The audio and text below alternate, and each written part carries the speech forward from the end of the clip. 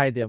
Welcome to OnceHub video tutorial. I am Adnan from the OnceHub support team, and today I will show you how to create a personalized link for a specific customer using classic booking pages.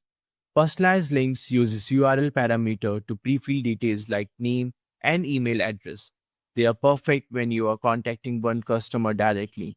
For example, if you are emailing a lead named John and want him to book a time with you, you can create a personalized link that include his details.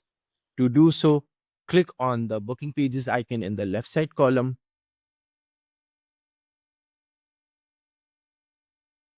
click on the share button. From the drop down, select the booking page or master page that you would like to share with him. Toggle on the personalized link. You will see customer name and customer email. Enter the name of your customer and their email address.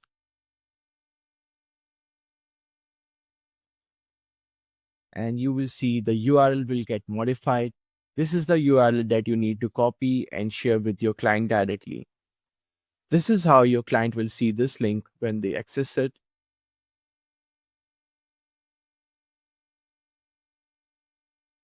They need to select the date and time,